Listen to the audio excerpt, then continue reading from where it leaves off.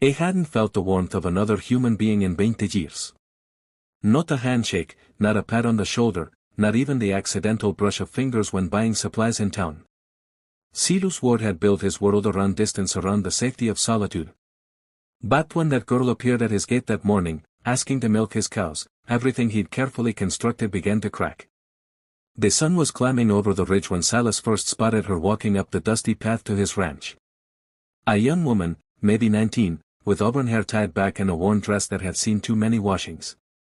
She carried herself with purpose, but he could see the desperation in the way she kept glancing back toward the main road as if considering retreat. Clarabelle stopped at his fence line, her hands gripping the wooden rail. From his porch, Silas watched her gather courage, watched her shoulders square as she prepared to speak. He hadn't had a visitor in 3 years. The last one had been the banker, and that conversation had ended with threats and a loaded shotgun. She called out to him, her voice carrying across the yard with surprising strength. She needed work, she said. Her father was sick, consumption eating away at his lungs, and her mother was caring for 3 younger children.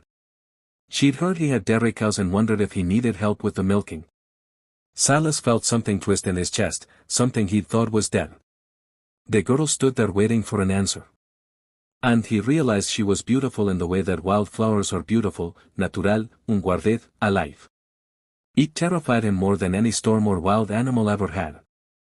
He thought about Sarah, about promises broken, and a life that ended too soon, about the guilt that had driven him to this place where nothing could hurt him because nothing could reach him. The girl at his fence represented everything he'd sworn to avoid. Hope, connection, the possibility of loss. But there was something else in Clarabelle's stance. Something that reminded him of Sarah's determination when she'd decided to stay with him despite her father's objections. The memory hit him like a physical blow. And for a moment, he couldn't breathe. Clarabelle called out again, her voice softer now, more uncertain. She could see his hesitation. Cold probably sensed the war happening behind his eyes. Most people would have turned away by now. Would have recognized the signs of a man who wanted to be left alone. But she didn't move. She stood there holding onto his fence, waiting for an answer that could change both their lives.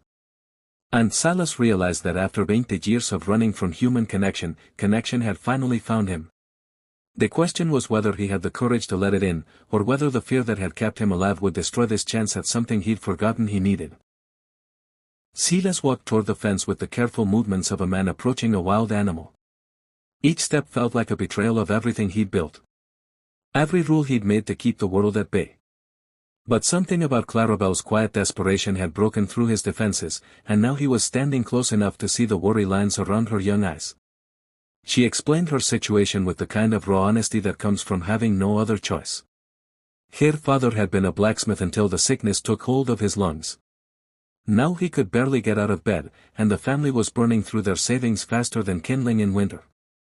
They walked docilely from town just to ask for this chance. Silas found himself studying her hands as she spoke.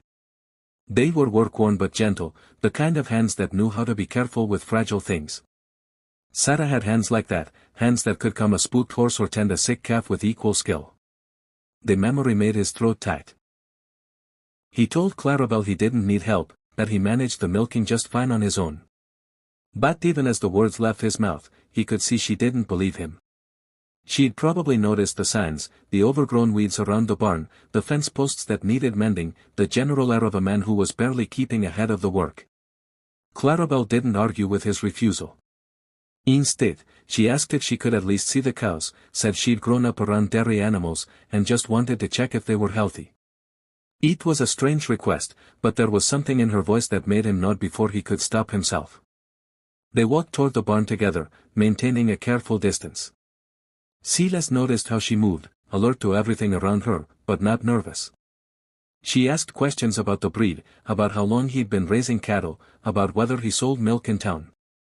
Simple questions, but each one revealed how much she actually knew about ranching. When they reached the barn, Clarabelle's expression changed. She could see what Silas had been trying to hide. That the cows were stressed, that their milk production was suffering because they weren't being handled properly. It wasn't that Silas was cruel or careless, but 20 years of avoiding human contact had made him forget how to be gentle with anything. She didn't say anything critical, but her silence spoke volumes. She ran her hand along one cow's flank, and the animal immediately calmed in a way that made Silas's chest ache with recognition. This girl had the touch, the same intuitive connection with animals that Sarah had possessed. Clarabel turned to face him. And for a moment, they just looked at each other across the dim barn. Silas could see the question in her eyes, could see her weighing whether to push or retreat. He realized she was giving him one more chance to make the right choice. But the right choice felt impossible. Letting her stay meant risking everything he'd built to protect himself. It meant opening his world to someone who could leave, someone who could be taken away. It meant remembering what it felt like to care about another person's well-being. Yet, as he stood there watching Clarabel with his cows, Silas began to understand that some risks might be worth taking. The question was whether 20 years of fear could be overcome by one moment of hope. The silence stretched between them until Clarabel made the decision for both of them. She moved to the first cow, speaking in low, soothing tones as she examined the animal's udder.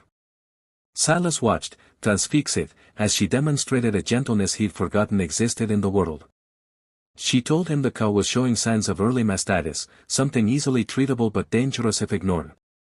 Her voice carried no judgment, just practical concern for an animal that needed care. She moved to the next cow, then the next, and with each examination, Silas felt his carefully constructed walls crumbling. When Clarabel finished her assessment, she turned to him with an expression that was both kind and determined. She didn't ask for the job again. Instead, she made him an offer. She would work for 1 week without pay just to prove she could help.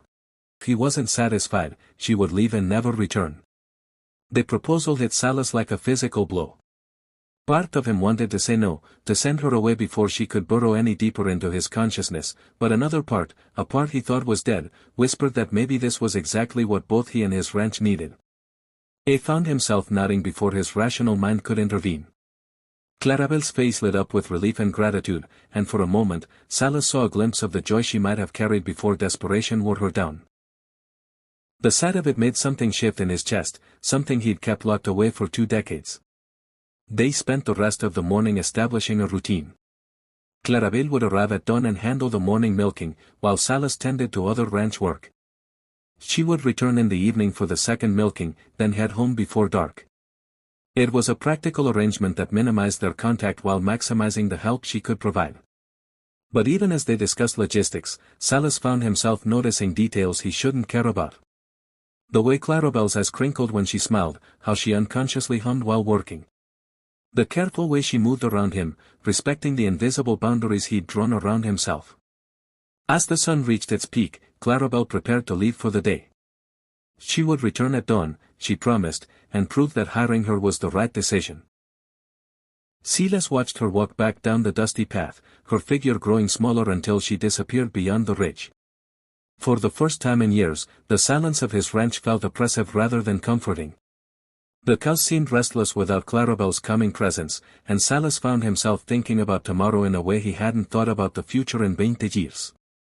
He tried to convince himself that this was just a business arrangement, that Clarabel was simply a worker who would help with the ranch chores.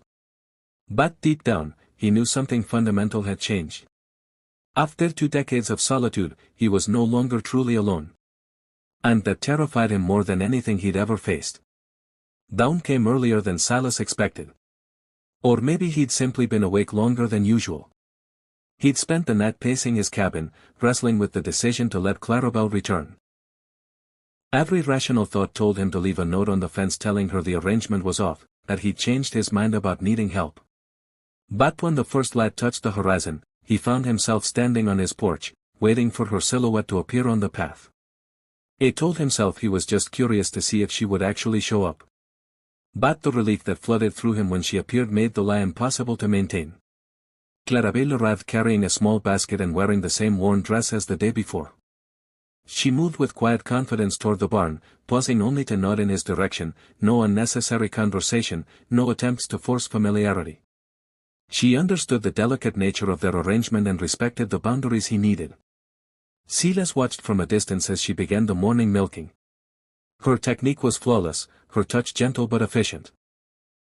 The cows responded to her immediately, settling into a calm rhythm that had been missing from Silas's ranch for years. He realized his animals had been as isolated as he was, and Clarabelle's presence was healing them both. As the morning progressed, Silas found himself working closer to the barn than usual. Not close enough to interfere, but near enough to observe, he told himself he was supervising, making sure Clarabelle was doing the job properly. But the truth was more complicated than that. There was something hypnotic about watching her work. The way she moved with purpose and grace. The soft words she spoke to calm the animals. The unconscious smile that played at her lips when she thought no one was watching. It reminded Silas of a time when work was more than just survival. When caring for the ranch was an act of love rather than mere necessity. Clarabelle finished the milking and began cleaning the equipment with the same careful attention she'd shown the animals. Silas approached the barn slowly, unsure what to say, but feeling obligated to acknowledge her work somehow. She looked up when she sensed his presence, her hands pausing in their work. For a moment, they just stood there, two people connected by necessity, but separated by 20 years of fear and caution. Then Clarabelle smiled, a small, genuine expression that hit Silas with unexpected force.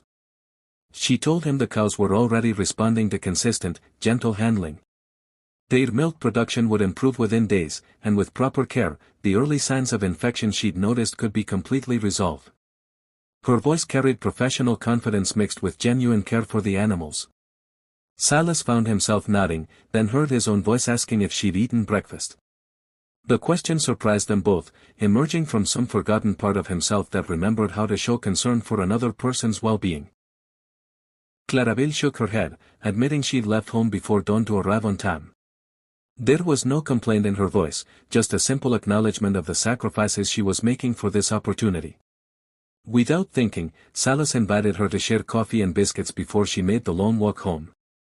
The words were out before he could stop them, and he saw Clarabelle's eyes widen with surprise. She accepted, and as they walked toward his cabin together, Silas realized he'd just crossed a line he'd drawn 20 years ago. The question was whether this small act of human kindness would be the beginning of healing or the start of another devastating loss. The cabin felt smaller with another person inside it. Silas realized he'd grown accustomed to the echo of his own footsteps. The silence broken only by the creak of old wood and the distant sound of cattle. Now Clarabelle's presence filled the space with an energy that was both comforting and unsettling. She sat carefully at his rough wooden table, her hands folded in her lap as she looked around the sparse room.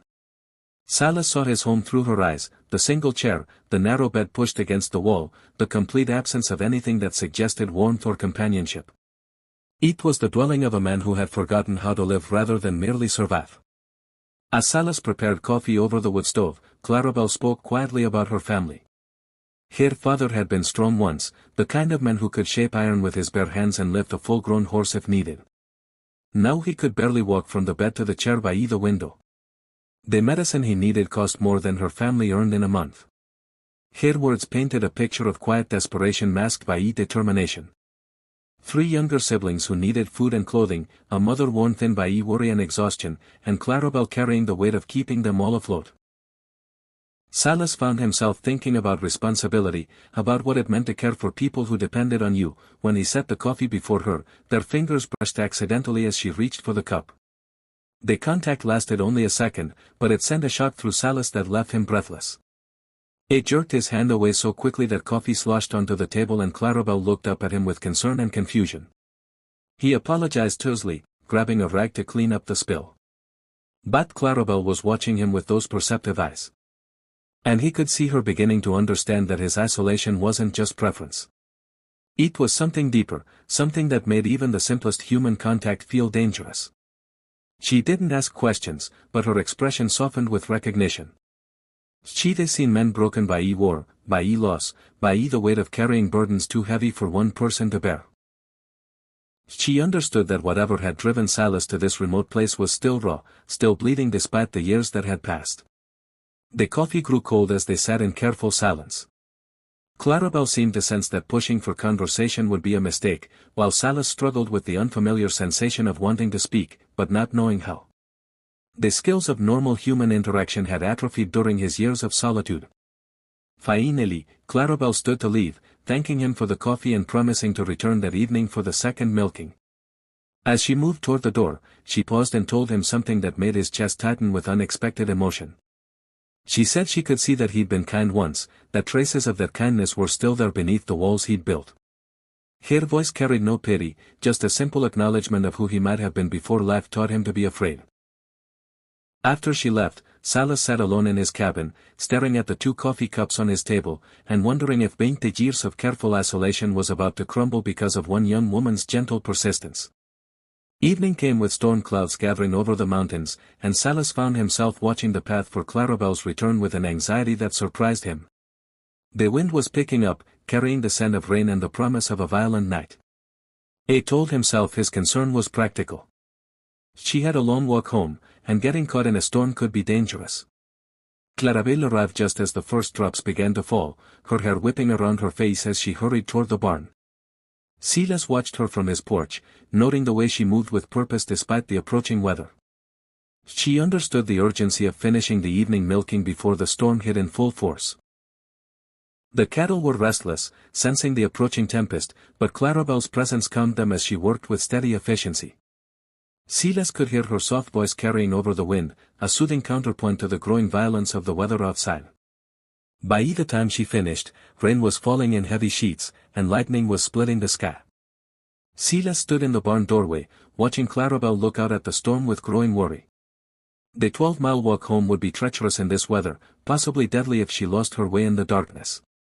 He found himself speaking before his rational mind could intervene, offering her shelter until the storm passed. The words felt foreign in his mouth, loaded with implications that terrified him. Having Clarabelle in his cabin for a few minutes had been challenging enough, spending an entire night under the same roof felt impossible. But Clarabelle was already shaking her head, insisting she could make it home safely. She had to get back to help her mother with the children. Had to check on her father's breathing in the night. Her sense of responsibility was as strong as Silas's fear, and just as limiting. A massive crack of thunder shook the barn, followed immediately by a lightning strike close enough to illuminate everything in stark white detail. Clarabelle flinched, and Silas could see the war between her need to get home and her recognition that attempting the journey now would be suicide. He pressed the issue with more force than he'd intended, telling her that her family would gain nothing if she died trying to reach them in a storm. His voice carried an edge of desperation that surprised them both, revealing just how much her safety had come to matter to him in only 2 days. Clarabelle studied his face in the flickering lamplight, seeming to understand that his insistence came from somewhere deeper than practical concern. She agreed to wait until the worst of the storm passed, but only if she could sleep in the barn rather than impose on his cabin. The compromise felt both reasonable and impossible. Having Clarabelle so close, yet maintaining the boundaries that kept him functional, would require more strength than Silas was sure he possessed. But the alternative, letting her risk the storm, was unthinkable. As they prepared makeshift bedding in the barn, Silas found himself remembering another storm 20 years ago, another woman who had needed shelter and protection. The memory brought with it a crushing weight of guilt and fear, reminding him why he'd chosen isolation over the risk of caring for someone again. But Clarabelle was here now, settling into the hay with quiet gratitude. And despite his terror, Silas realized that some chances were worth taking, even when the cost of losing them might destroy whatever was left of his heart.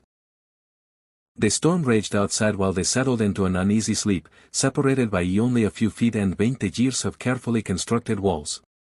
Dawn broke with unusual silence, the storm having spent itself during the night. Silas woke to find Clarabelle already tending to the cows, Ache.